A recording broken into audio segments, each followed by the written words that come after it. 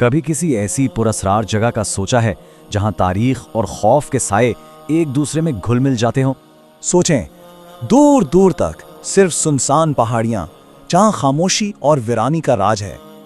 और इन पहाड़ियों के बीच ये टूटी फूटी इमारतें, ये खंडरात, पता है, एक भूली बिसरी शान शौकत की कहानियां सुनाते हैं। और फिर इन सब के दरमियान एक सरकारी पाबंदी कि अंधेरा होने के बाद यहां दाखिला बिल्कुल मना है। यही वो चीज है जो इस जगह के राज को और भी गहरा कर देती है। तो सवाल ये उठता है कि आखिर भानगढ़ किले को हिंदुस्तान की सबसे आसेबज़दा जगह क्यों कहा जाता है? क्या यहाँ सच में कोई माफौकुल फितरत ताकतें हैं या इसके पीछे कोई और ही हकीकत छुपी है? आइए मिलकर इस राज से पर्दा उठाते हैं। तो इस राज को समझने के लिए ना, हमें सबसे पहले उस जगह की तारीख और उसकी मौजूदा हैसियत को जानना होगा। भानगढ़ किला ये राजस्थान के पहाड़ों में 17वीं सदी में बनाया गया था। एक वक्त था जब ये एक हलचल वाला जीता जागता शहर था, लेकिन फिर अचानक इसे मुकम्मल तौर पर वीरान कर दिया गया। आज वहाँ क्या है? बस इसके खंडरात, जो एक अजीब सी गहरी खामोशी में डूबे हुए हैं। लेकिन जो चीज़ इसे बाकी जगहों से बिल्कुल अलग करती है वो है सरकारी वार्निंग। हिंदुस्तान का आसार कदीमा का महकमा यानी आर्कियोलॉजिकल सर्वे ऑफ इंडिया सियाहों को साफ साफ कहता है कि सूरज गुरूब होने के बाद यहाँ दाखिल होना सख्ती से मना है। अब सोचिए, किसी तारीखी मुकाम के लिए ऐसी पाबंदी, ये बहुत गैर मामूली बात है। और यही वो हुक्म है जो भानगढ़ की खौफनाक शोहरत को और भी हवा देता है। अच्छा, लेकिन ये शोहरत आई कहाँ से? इसकी जड़ें एक बहुत पुरानी कहानी में हैं। तो चलिए आगे बढ़ते हैं और इस बद्दुआ की दास्तान को समझते हैं। कहानी कुछ यूं है कि एक बहुत ताकतवर जादूगर था, काले इल्म का माहिर। वो भानगढ़ की बेहद खूबसूरत शहजादी रत्नावती के इश्क में गिरफ्तार हो गया। उसने शहजादी को हासिल करने के लिए क्या किया? एक जादुई तेल तैयार किया। लेकिन शहजादी बहुत ज़हीन थी, वो उसकी चाल समझ गई।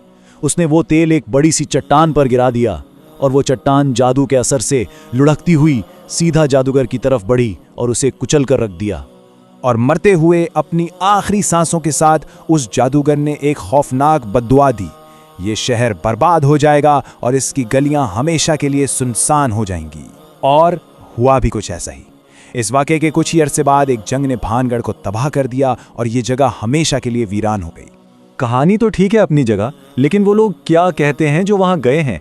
आइए अब उन दावों पर नजर डालते हैं जो इस जगह के बारे में किए जाते हैं।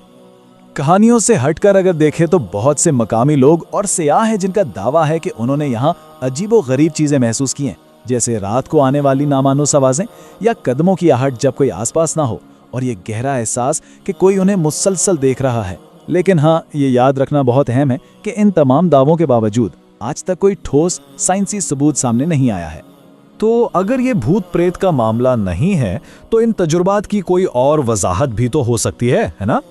अब हम कहानी के दूसरे रुख को देखते हैं, यानी मंतिकी और साइंसी पहलू को। तो फिर इन तजुर्बात की वजह क्या हो सकती है? देखें, माहिरीन के मुताबिक इसकी बिल्कुल मंतिकी वजाहतें मौजूद हैं। भानगढ़ एक वीरान इलाका है और रात के वक्त जंगली जानवरों की आवाज़ें या हवा की सरसराहट, ये चीज़ें आसानी से खौफनाक लग सकती हैं। और इससे भी अहम बात है नफ्सियाती असर, यानी जब हम पहले से ही ये मान कर किसी जगह जाते हैं कि वो आसेबज़दा है, तो हमारा जहन खुद ही मामूली चीज़ों को डरावना बनाकर पेश करने लगता है। तो अब हमारे पास क्या है?